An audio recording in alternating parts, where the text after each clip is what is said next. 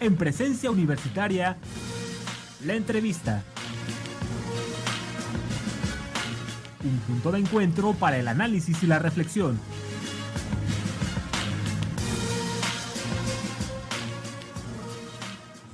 ¿Qué tal? ¿Cómo está? Gracias por continuar con nosotros. Ya está aquí en el estudio una invitada que estoy cierto será de su gran interés la charla que tendremos con ella.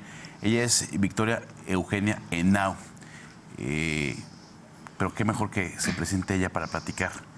Muy buenos días, gracias por acompañarnos y es un placer tenerla aquí en el estudio de Presencia Universitaria. Muchas gracias. Bueno, Marcos. y queremos platicar con usted en torno a su libro, Mi vida y mi cárcel, con Pablo Escobar, el testimonio de la esposa del narcotraficante más peligroso del mundo. Usted estuvo casada precisamente con este señor Pablo Escobar, tristemente célebre en la historia del narcotráfico, en la historia de Colombia, en la historia de las guerrillas en este país, en el conflicto entre el narco y el Estado colombiano. Me parece que es una parte de la historia que no podemos dejar de reflexionar. Y qué mejor que una testigo cercana a Pablo Escobar pueda contar esta historia. Bueno, yo me casé con Pablo Escobar cuando yo tenía 15 años. Él era vecino del barrio. Yo no me casé con el personaje que terminó siendo. Pero de hecho, bueno, la historia terminó siendo así y por eso después de 25 años tuve el coraje como mujer y como madre de contarle este testimonio al mundo. Cuando usted se casa con Pablo Escobar, ¿ya se dedicaba a las actividades propias del narcotráfico?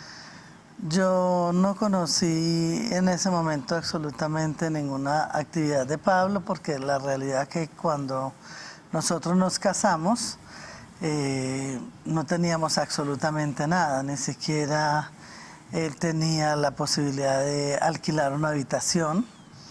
Nosotros cuando nos casamos nos prestaron un cuarto para vivir. Mis padres me facilitaron una cama matrimonial, me la prestaron por un tiempo, así que no tenía para mí ninguna posibilidad económica en ese momento, así que nada demostraba que tenía ningún bienestar Económico en ese momento. ¿no? Por lo que te estoy contando. ¿Y cómo se fueron dando las cosas, usted cercana a Pablo Escobar, para convertirse en el personaje de Pablo Escobar, odiado por muchos, admirado por otros tantos? A ver, la vida va sucediendo y tu hijo nace, yo le empiezo a educar y van pasando situaciones que se van acomodando con el tiempo y Pablo fue un líder barrial en el barrio La Paz y fue una persona que tenía mucha preocupación por la gente y de pronto él empieza a preocuparse por la situación de la gente de Medellín, sin tugurios en Medellín, y empieza a colaborar y a participar en la política. Ya en ese momento Pablo aparecía como un empresario en Medellín, como muchísimos empresarios.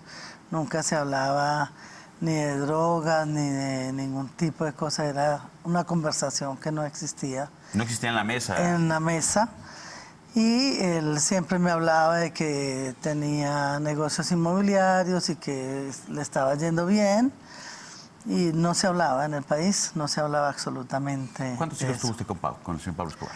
2 hijos. ¿Qué han sido de estos hoy probablemente adultos como consecuencia de haber vivido en un mundo en donde probablemente todo tuvieron? Exactamente, yo me dediqué a educar a mis hijos. Sebastián Marroquín, mi hijo, antes Juan Pablo Escobar, hace 10 años hizo un documental, Pecados de mi padre, pidiéndole perdón al país por todo el error que su padre había generado. Se juntó con hijos de políticos importantes en Colombia pidiendo perdón por todo este horror. Y él se dedica a las conferencias en el mundo, a hablar con los jóvenes para que esta historia no se repita. Él escribió 2 libros, Pablo Escobar, mi padre, y Pablo Escobar Infraganti.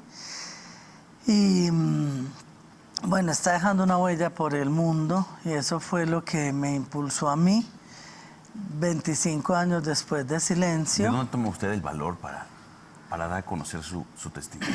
¿Qué Mi- es lo que le impulsa a salir a la luz? Porque incluso se cambió usted de nombre. Usted y sus hijos tuvieron que cambiar de nombre para evitar ser objeto de alguna venganza.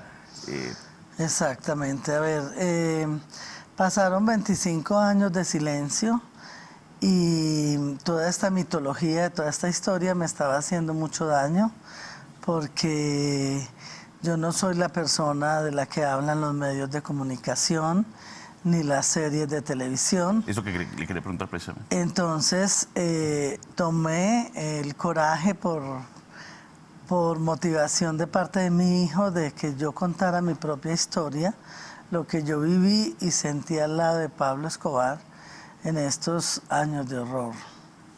A ver, también se hablaba mucho de que Pablo Escobar tenía... la mujer que él deseaba era la que tenía. ¿Cómo pudo usted sopesar constantes infidelidades, ausencias en el hogar y usted al frente de una casa, al frente de un hogar y cuidando a 2 pequeños? Yo viví en una cultura machista, en una cultura donde la mujer no tiene derecho a preguntar, no tiene derecho a opinar y tenía que cumplir con los deberes del hogar y cumplir también con los mandatos de la iglesia, que era acompañar a tu marido en la salud y en la enfermedad, en la alegría y en la tristeza. Así que me dediqué a eso, a cuidar a mis hijos, a educar a mis hijos, a protegerlos y a cumplir con el rol de esposa con mucho dolor. A ninguna mujer le gusta que le sean infiel. Y bueno, en algunos momentos de mi vida, en algunos pasajes de todas estas historias, yo tengo un capítulo sobre las mujeres de Pablo en mi libro. Me quise separar en varias oportunidades, pero él decía que no, que él por ningún motivo de la vida se iba a separar, que iba a conservar su hogar. Y bueno, Pablo Escobar es Pablo Escobar y tomaba decisiones en la vida donde no teníamos ni voz ni voto. Cuando usted suele recordar a Pablo Escobar, ¿cómo lo recuerda? ¿Cómo recuerda usted al hombre? A ver, yo tengo que dividir el personaje en 2 personas. Uno, el primer amor de mi vida y el único amor, en la historia de amor que fue la que me dio los 2 hijos que tuve. Y otra, el personaje de horror que desangró un país. Entonces, es muy fuerte mirar a tus hijos y recordar que esa persona es el padre de ellos y ver una persona tan polémica que le hizo tanto daño al país y a su propia familia también. Suelo preguntar cada que tengo la oportunidad de conversar con algún escritor del porqué del título. Algunos consideran que es una pregunta sosa, pero yo no me puedo quedar con las ganas de preguntarle a usted. El libro es Mi vida y mi cárcel con Pablo Escobar. ¿De dónde surge la intención de intitular así este testimonio, este relato? Porque en la catarsis, en el trabajo de campo que yo fui haciendo con mi vida, porque la vida sucede, tú la vives y no muchos seres humanos tenemos la oportunidad como de hacer un alto en el camino, como lo hice yo con esta historia, y volver a mirar mi vida de otra manera. Y la realidad es que nosotros pasamos 9 años encerrados en casas, algunas veces nos pudimos ir del país por todas las acciones de Pablo. Mis hijos vivieron en un encierro de años, no pudieron ir a estudiar a los colegios. Entonces, mirando mi vida me di cuenta que había estado en una jaula de oro. Una especie de cárcel. Sí. Finalmente el tiempo se nos termina, mi estimada señora. ¿Qué mensaje podría darle usted a estos jóvenes, sobre todo los jóvenes mexicanos, Sí. que ven hoy por hoy en la figura del narcotraficante una figura a seguir un estilo de vida a lograr, a alcanzar, en donde les parece que el narcotráfico es la solución a una vida de carencias y a una vida de limitantes. ¿Qué mensaje poder dejar a nuestros jóvenes? Yo le diría a los jóvenes que no se ilusionen por el poder ni por el dinero, que es efímero, que se paga un precio muy alto por ese dinero, que se dediquen a educarse, a construir un hogar desde la tranquilidad y desde el compromiso, pero que Pablo Escobar no es un modelo a seguir. Con eso nos quedamos. No. Le agradezco mucho. ¿El libro se estará presentando próximamente? Sí, próximamente en México y en varias ciudades. ¿Y aquí en Querétaro también lo vamos a tener? Sí, también lo van a tener. Esperemos tener la oportunidad de volver a conversar con usted en un futuro cercano. Bueno, muchas gracias gracias a Victoria Eugenia Henao por haber estado con nosotros. Una pausa y regresamos con más.